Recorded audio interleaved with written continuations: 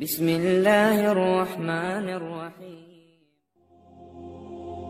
আসসালামু আলাইকুম ওয়া রাহমাতুল্লাহ।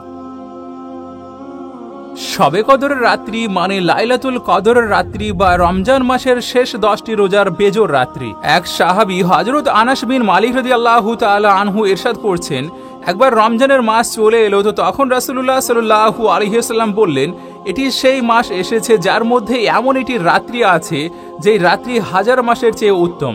তারপর হুজুরে আকরাম সাল্লাল্লাহু আলাইহি ওয়াসাল্লাম এই রাত্রির ফজিলত বর্ণনা করতে শুরু করলেন আর বললেন, যে ব্যক্তি এই রাতে বিরত থাকলো মানে এই রাত্রিতে আল্লাহর ইবাদত করলো না বরং গাফিলতের সাথে অলসভাবে রাত্রিকে কাটিয়ে দিল, তাহলে সেই ব্যক্তির সমস্ত রকম ভালো জিনিস থেকে বিরত থেকে গেল, মানে সেই ব্যক্তির কোনো খায়ের এবং বরকত মিলল না।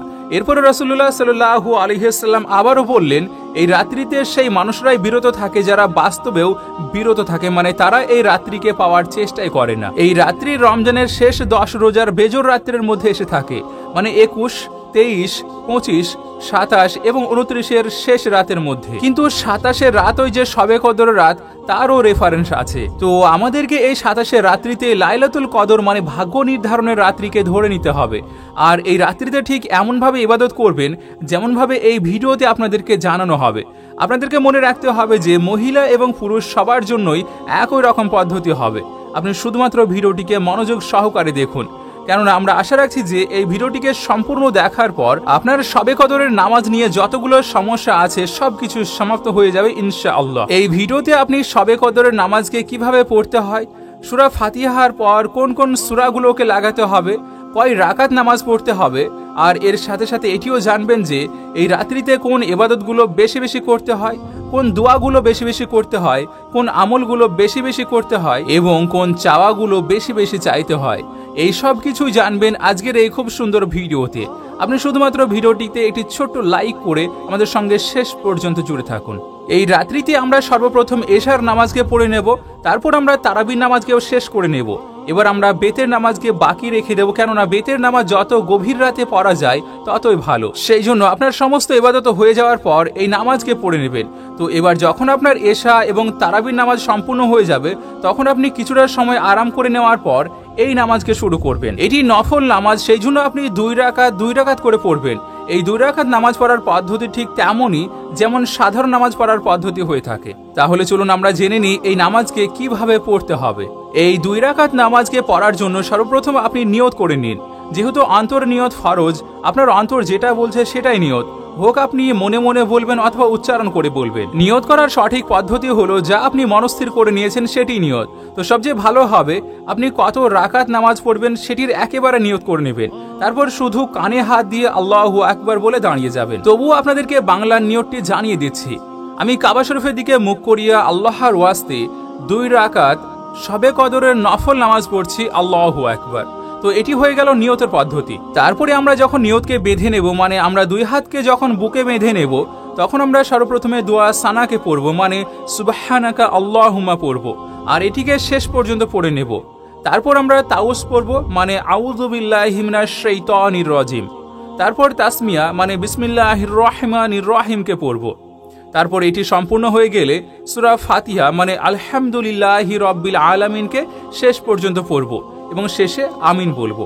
তারপর আবার তাসমিয়া পড়ব, মানে বিসমিল্লাহকে পড়ার পর কোনো একটি সূরা, যে কোনো সূরা আপনার যেটি মনে থাকবে সেটিকে যুক্ত করে নেবেন। যদি আপনার ছোট ছোট 10টি সূরা মনে থাকে তাহলে তার মধ্যে যে কোনো একটি সূরাকে যুক্ত করে নিতে পারেন। যদি আমরা 10টি ছোট ছোট সূরার কথা বলি তাহলে আমরা প্রথম রাকাতে আলম তারো মানে সূরা ফিলকে পড়ে নেব।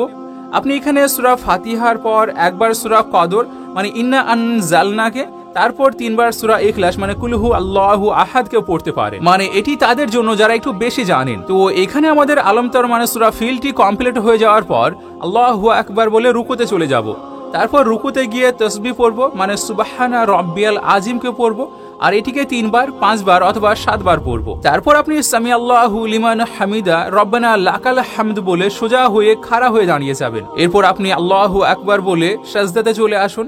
সাজদাতে গিয়ে 3 বার, 5 বার অথবা 7 বার সুবহানা রাব্বিয়াল আলাকে পড়ুন। তারপর আল্লাহু আকবার বলে সাজদা থেকে উঠে বসে যান। তারপর আবার আল্লাহু আকবার বলে দ্বিতীয় সাজদাতে চলে যান আর দ্বিতীয় সাজদাতেও সুবহানা রব্বিয়াল আলাকে 3 বার, 5 বার অথবা 7 বার পড়ে নিন। তো এখানে আমাদের প্রথম রাকাতের দুটো সাজদা সম্পূর্ণ হয়ে গেল, সেই জন্য আমরা আল্লাহু আকবার বলে দ্বিতীয় রাকাতের জন্য খাড়া হয়ে দাঁড়িয়ে যাব। এবার দ্বিতীয় রাকাতে যেমন আমরা প্রথম রাকাতে দোয়া সানা থেকে শুরু করেছিলাম, তারপর তাউস পড়েছিলাম, কিন্তু এই রাকাতে আমরা তাসমিয়া থেকে শুরু করব। মানে দ্বিতীয় রাকাতে সানা এবং আউযুবিল্লাহ পড়ার দরকার নেই, এই রাকাতে বিসমিল্লাহ থেকে শুরু করব এবং আলহামদুলিল্লাহি রাব্বিল আলামিনকে শেষ পর্যন্ত পড়ে শেষ বেলায় আমিন বলবো। তারপর আমরা আবার বিসমিল্লাহ পড়ব এবং বিসমিল্লাহ পড়ার পর যেই সূরা আপনার মনে থাকবে আপনি সেটিকে লাগিয়ে নেবেন। সবসময় মনে রাখতে হবে প্রথম রাকাতে যে সূরাকে আপনি পড়বেন তার পরের রাকাতে আপনাকে সেই সূরার পরের সূরাকে পড়তে হবে। আপনি দ্বিতীয় রাকাতে আগের সূরাকে পড়বেন না। মানে যেমন ধরুন আপনি প্রথম রাকাতে আলাম তারকে পড়েছেন, তাহলে তার পরে লি ইলাফি কুরাইশ বা ইন্না আতাইনা অথবা কুল হু আল্লাহু আহাদকে পড়লেন, এটি ঠিক আছে, কিন্তু আপনি প্রথমে কুল হু আল্লাহু আহাদকে পড়ে দ্বিতীয় রাকাতে এর আগের সূরা মানে ইন্না আতাইনা কিংবা আলাম তারকে পড়তে পারবেন না। তো প্রথম রাকাতে যেমন আমরা আলাম তারকে লাগিয়েছিলাম, তাহলে আমরা দ্বিতীয় রাকাতে সূরা কুরাইশ, লি ইলাফি কুরাইশ কিংবা ইন্না আতাইনা অথবা কুল হু আল্লাহু আহাদকে পড়ে নেব। সবচেয়ে ভালো উপায় হলো আপনি প্রথম রাকাতে যে কোনো সূরাকে পড়ে নিয়ে দ্বিতীয় রাকাতে সূরা ইখলাস মানে কুল হু আল্লাহু আহাদকে পড়বেন, আর এটি বারবারই করতে পারেন। এছাড়াও আপনি যদি আপনার জানা থাকে তাহলে এই রাকাতে সূরা ফাতিহার পর একবার সূরা কদর মানে ইন্না আনজালনাকে পড়ে 3 বার সূরা ইখলাস মানে কুল হু আল্লাহু আহাদকে পড়তে পারেন।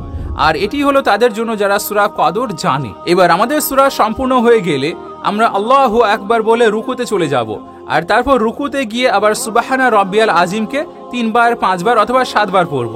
তারপর এটি হয়ে গেলে সামি আল্লাহু লিমান হামিদা রব্বানা লাকাল হামদ বলে সোজা হয়ে দাঁড়িয়ে যাব। তারপর আমরা আল্লাহু আকবার বলে প্রথম সাজদাতে চলে যাব, আর সাজদাতে গিয়ে সুবহানা রব্বিয়াল আলাকে 3 বার, 5 বার অথবা 7 বার বলবো। তারপর আল্লাহু আকবার বলে বসে যাব, তারপর আবার আল্লাহু আকবার বলে দ্বিতীয় সাজদাতে চলে যাব, আর সেখানে সুবহানা রব্বিয়াল আলাকে 3 বার, 5 বার অথবা 7 বার পড়ে নেব। তো এটি পড়ার পর আমরা আল্লাহু আকবার বলে দ্বিতীয় রাকাতে সাজদা থেকে উঠে বসে যাব। এবার আমাদের 2 রাকাত নামাজের সাজদা সম্পূর্ণ হয়ে গেল। এরপর আমরা বসে যাওয়ার পর সর্বপ্রথম তাশাহুদ মানে আত্তাহিয়াতুকে পড়ব, আর আত্তাহিয়াতুকে পড়ার পর দরুদ শরীফ পড়ব মানে আল্লাহুম্মা সাল্লি আলাকে পড়ব। আর এটিও সম্পূর্ণ হয়ে গেলে সর্বশেষে আমরা দোয়া মাসুরাকে পড়ব মানে আল্লাহুম্মা ইন্নী যালামতু নাফসি যুলমানকে পড়ব। আর যখন দোয়া মাসুরাও সম্পূর্ণ হয়ে যাবে তখন আমরা সোজাসুজি আসসালামু আলাইকুম বলে ডান দিকে সালাম ফিরাবো, আর তারপর আবার সামনের দিকে মুখ করে বাম দিকে আবার আসসালামু আলাইকুম বলে সালাম শেষ করে নেব। তো এটাই ছিল 2 রাকাত নামাজের পদ্ধতি। যেহেতু শবে কদরের নফল নামাজ, আর সেই জন্য আপনি 2 রাকাত করে যত রাকাত পড়ার ইচ্ছা তত রাকাত পড়তে পারেন। তো যখন আমাদের এই নামাজ সম্পূর্ণ হয়ে যাবে তখন আমরা কি করব? তখন আমরা কোরআনে পাককে পড়ব। আপনি কোরআন শরীফকে যতটা ইচ্ছা ততটাই পড়তে পারেন, মানে যতটা আপনার সামর্থ্যের মধ্যে হবে। আপনাদেরকে একটি কথা জানিয়ে রাখি যে এই পবিত্র রাতে কুরআনুল কারীম নাজিল হয়েছিল, তো সেই জন্য আমরা এই শবে কদরের রাত্রিতে যত বেশি পারবো তত বেশি বেশি করে কুরআনকে পড়ার চেষ্টা করব। এবার যারা কুরআনে পাককে পড়তে জানে না তারা কি করবেন? তাদের জন্য একটি পদ্ধতি এমন আছে যে তারা বিসমিল্লাহ বলে কুরআনে পাককে পড়বেন। সেটি কিভাবে পড়বেন সেটিও আপনাদেরকে জানিয়ে দিচ্ছি। প্রথমে আপনি কুরআনে পাককে খুলে নিন।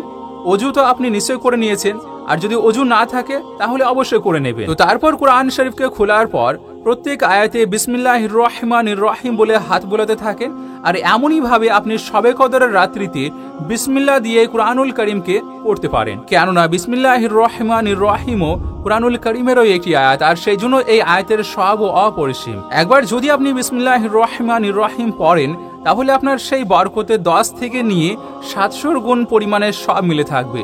আর এমনই ভাবে আপনি বিসমিল্লাহ দিয়ে কোরআন পড়তে পারেন। কিন্তু যেহেতু আমরা মুসলমান হওয়ার জন্য কোরআনকে পড়া আমাদের জন্য গর্বের কারণ হয়ে দাঁড়াবে। কিন্তু যদি আপনি কোরআনে পাককে এখনো পর্যন্ত না পড়তে পারেন তাহলে আপনি আজই নিয়ত করে নিন ইনশাআল্লাহ। এরপর আপনি অবশ্যই চেষ্টা করবেন, আর আল্লাহ রাব্বুল আলামিনও আপনাকে সাহায্য করবেন। এরপর আপনি দরুদ শরীফের তাসবিহ পড়া শুরু করবেন, কেননা দরুদ শরীফের মধ্যে অনেক পরিমাণে ফজিলত হাদিস পাকের মধ্যে বর্ণনা করা হয়েছে। আল্লাহ রাব্বুল আলামিন এমন ব্যক্তিদের উপর 10 বার রহমত বর্ষণ করে থাকেন যে ব্যক্তিরা আল্লাহর নবীর উপর একবার দরুদ পড়ে থাকেন। আল্লাহ রাব্বুল আলামিন একবার দরুদ শরীফ পড়ার জন্য সেই ব্যক্তির উপর 100টি মুসিবত দূর করে দেন। 30টি মুসিবত এই দুনিয়ার আর 70টি আখিরাতের। এই জন্য দরুদ শরীফ কেউ এই রাত্রিতে খুব বেশি বেশি করে পড়ার চেষ্টা করবেন। এছাড়াও আমাদেরকে এই রাত্রিতে ইস্তেগফারের তাসবিহকেও বেশি বেশি করে পাঠ করা দরকার। ছোট করে বললে আস্তাগফিরুল্লাহ, আর যদি একটু বেশি করে বড় করে বলেন তাহলে আস্তাগফিরুল্লাহ রব্বি মিন কুল্লি জানবি ওয়া আতুবু ইলাহি। কেননা এখান থেকে আল্লাহ রাব্বুল আলামিন আমাদেরকে অবশ্যই মাফ করে দেবেন। এগুলো সব সম্পূর্ণ হয়ে যাওয়ার পর আপনি একটা কাজ করুন, তাহাজ্জুদের নামাজকে পড়ুন। আর তাহাজ্জুদের নামাজকে পড়ার পর আপনি এবার নতুন করে আল্লাহর দরবারে হাত ওঠান, কেননা এই সময় আল্লাহ রাব্বুল আলামিন বান্দার সমস্ত দোয়াকে কবুল করে থাকেন। যদি সেই রাত সবে কদরের রাত হয়ে থাকে, এবার সেই রাতে যদি আপনি এই সমস্ত ইবাদতকে করে তাহাজ্জুদের নামাজকে সম্পূর্ণ করার পর আল্লাহর দরবারে হাত উঠিয়ে থাকেন, তাহলে একবার আপনি নিজেই ভেবে দেখুন মহান রব্বুল আলামিন কত খুশি হবে।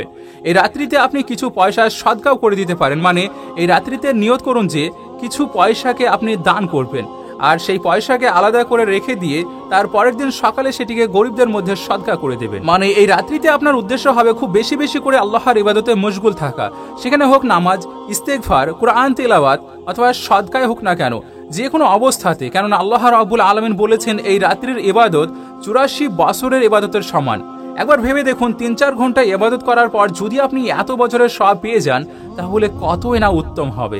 এর সঙ্গে সঙ্গে আপনি এই রাত্রিতে কাজা নামাজকে ওঠাতে পারেন, আর কাজা নামাজের নিয়ত হবে আমি কাবা শরীফের দিকে মুখ করে আল্লাহর ওয়াস্তে এত রাকাত অমুক সময়ের কাজা নামাজ পড়ছি, আল্লাহু আকবার। আর সর্বশেষে আপনার যে বেতের নামাজ বাকি আছে সেটিকে পড়ে নেবেন। তো এটি ছিল শবে কদরের নামাজের সম্বন্ধে কিছু গুরুত্বপূর্ণ তথ্য, যেটি আপনাদের সামনে খুব সুন্দর করে উপস্থাপন করার চেষ্টা করলাম। আমরা আশা রাখছি ভিডিওটি আপনার খুবই ভালো লেগেছে, আর যদি এমনটি হয়ে থাকে তাহলে ভিডিওটিকে আপনি আপনার প্রিয়জন এবং ফ্যামিলির মাঝে অবশ্যই করে শেয়ার করবেন। আপনাদের সঙ্গে আমি নাহিদ আমাদের সঙ্গে জুড়ে থাকার জন্য শুকরিয়া।